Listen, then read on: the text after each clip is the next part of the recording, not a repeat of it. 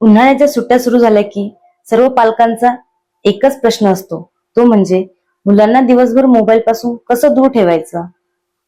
त्यापेक्षाही सगळ्यात मोठा प्रश्न तो म्हणजे मुलांना मोबाईल नाही दिला तर मग त्यांची आरडाओरड, चिडचिड आणि रडारड हे कसं थांबवायचं, त्यांना बिझी कसं ठेवायचं.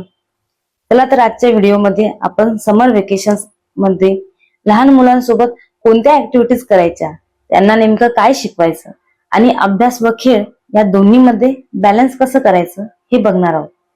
सोबतच व्हिडिओच्या शेवटी काही इम्पॉर्टंट पॅरेंटिंग टिप्स देखील शेअर करणार आहे, त्यामुळे व्हिडिओ शेवटपर्यंत नक्की बघा. 2 ते 5 वर्षाच्या बाळासाठी अभ्यास म्हणजे फक्त पुस्तकांसमोर बसणे नाही.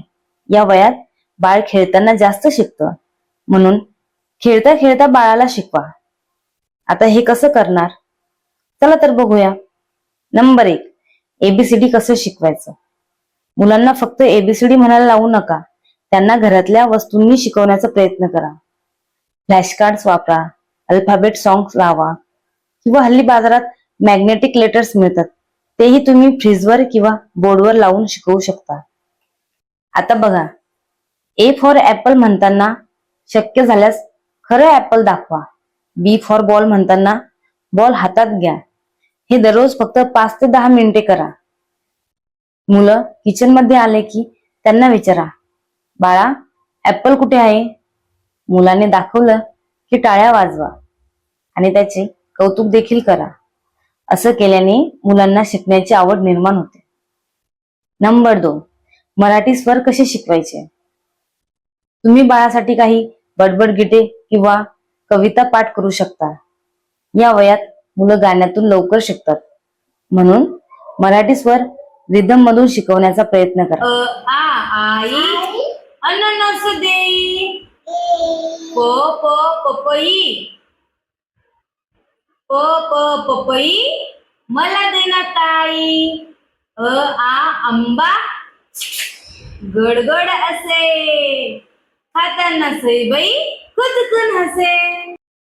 मराठी ही आपली मातृभाषा असल्याने मुलं सतत ऐकून ऐकून शिकत असतात. आपल्या सभोवताली असलेल्या वस्तूंची नावे बाळाला सांगत चला. त्याला ते रिपीट करायला सांगा, पण हो, जबरदस्ती मात्र करू नका. बाळ चुका करणार, चुकीचं बोलणार तरी स्माईल करा आणि पुन्हा प्रेमाने सांगा.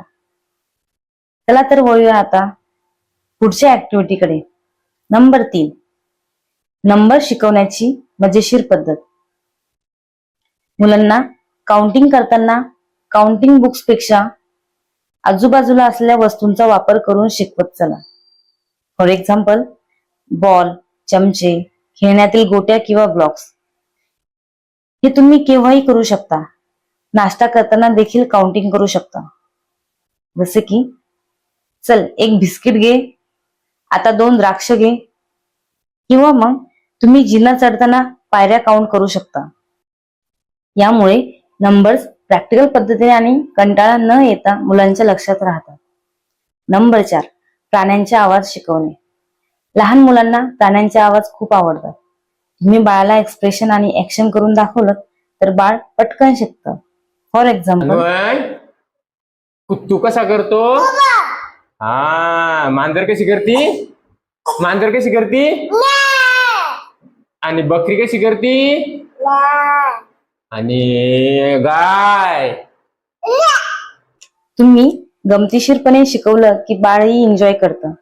नंबर 5, फळांचे आणि भाज्यांचे नावे. यासाठी किचन हा बेस्ट क्लासरूम आहे. जेव्हा तुम्ही स्वयंपाक करता तेव्हा मुलं खूप मध्ये मध्ये करतात, त्यामुळे बऱ्याचदा चिडचिड होते.